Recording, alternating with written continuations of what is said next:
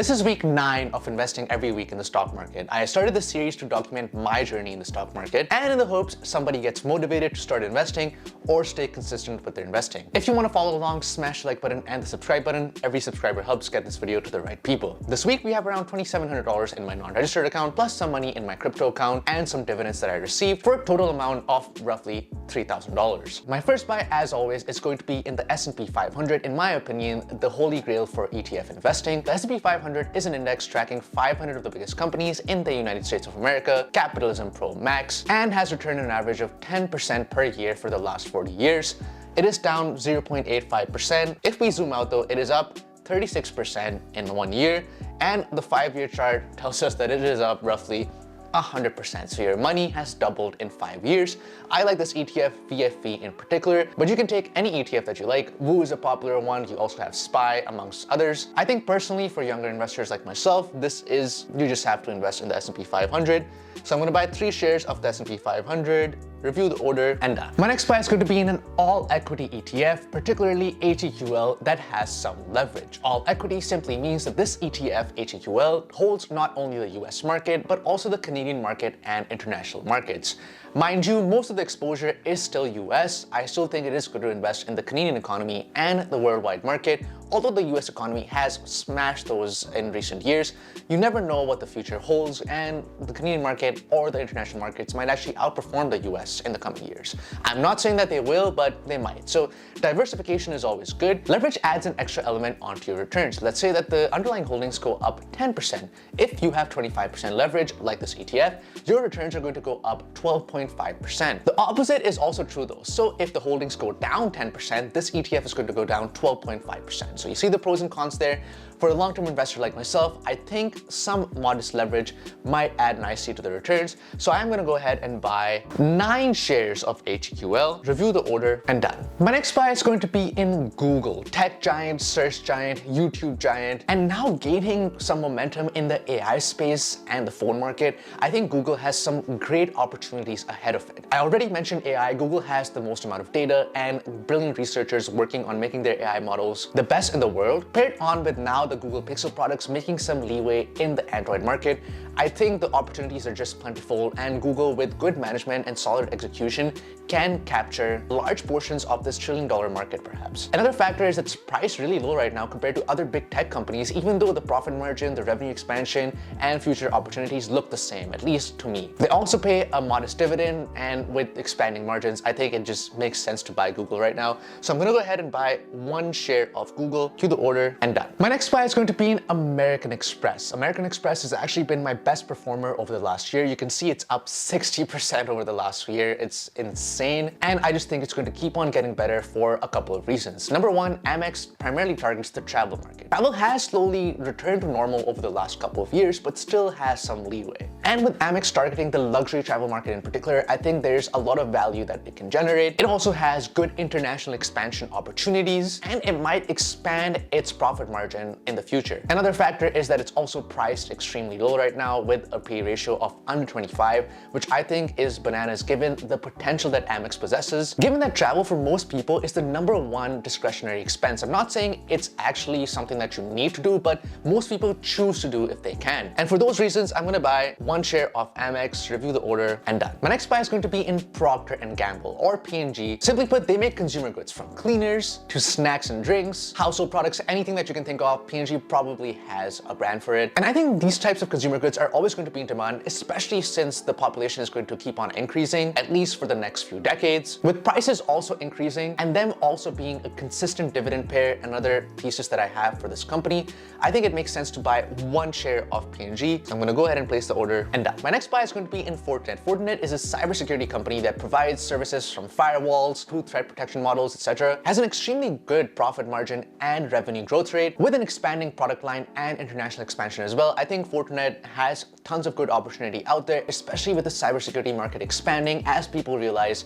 well, not just people, as companies realize that cybersecurity is essential to their posture on the internet. So I'm going to go ahead and buy 1 share of Fortinet, to the order, and done. My next buy is going to be in Datadog. Datadog is a company that provides monitoring and analytics for your technical infrastructure, so companies can make a better sense of what their data is actually doing, if there's potential for room for improvement, and how they can apply these analytics to make their business operations more efficient. I particularly like that data is becoming more important for companies as the years go on, meaning that analytics and monitoring is going to become important as well. And with Datadog providing, in my opinion, the best-in-class product for this particular niche, they have a lot of good opportunities down the line. You can see this in their revenue growth rate. It's in the high 20s with a healthy profit margin as well. For me, it's good enough to go ahead and buy one share of Datadog, queue the order, and done. All right, that is enough for the US market. I do love capitalism pro max, but I also live in Canada, so I want to invest in the Canadian market. I particularly do that through this ETF called VDY.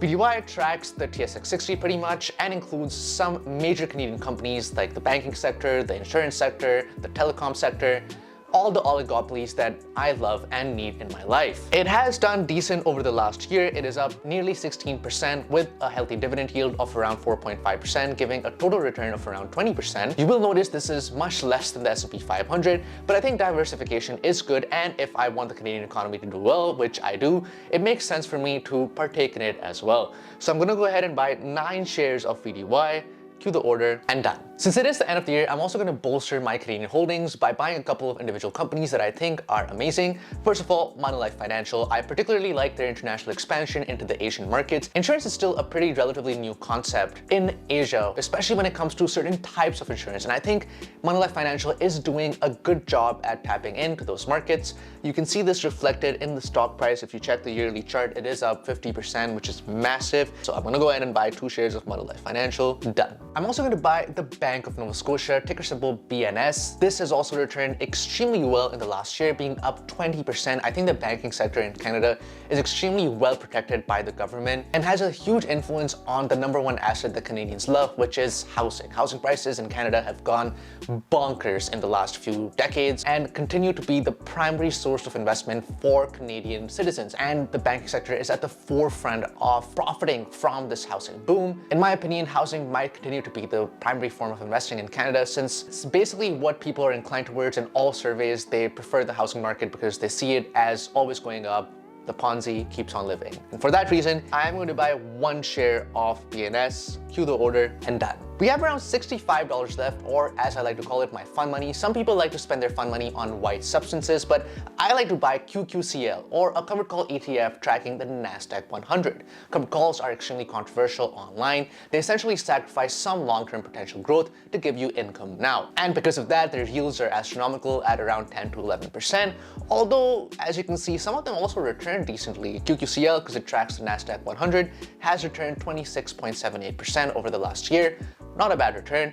I am willing to sacrifice long-term potential growth, some of it, because I want to stay motivated in the short term to keep on investing as well. People say dividends are irrelevant, and while that might be true from a monetary perspective, I think the motivation perspective from a psychological standpoint, for me personally, does work. Every month seeing that number go up, even though it might be $50 or $100 every month, just makes me want to pump this portfolio up even more, and which is why I'm going to buy 2 shares of QQCL, queue the order, and done. $13 left. Can't really do anything there. Let's go to the RRSP. We have $21 left. Actually, I'm gonna go ahead and buy HYLD. This is similarly a covered call ETF, but tracking the S&P 500. As you can see, this has also been up 13% over the last year. Not a bad return. So I'm gonna go buy 1 share of the S&P 500 covered call ETF, HYLD. Done. But I am going to switch to crypto, baby. You can see that yearly, my Ethereum, the primary cryptocurrency I have, actually the only cryptocurrency I have, has returned me 13%. This has been up to almost 40% at one point, down minus 20% at one point. Crypto is extremely volatile, but I believe in the ecosystem that Ethereum is building. It's solving real problems in the finance and legal space, to name a few. If cryptocurrency does take off, I think Ethereum with its large ecosystem is going to be at the forefront of that revolution, which is why I choose to invest some money in crypto, especially towards the end of the year when I have some extra money because of my bonus.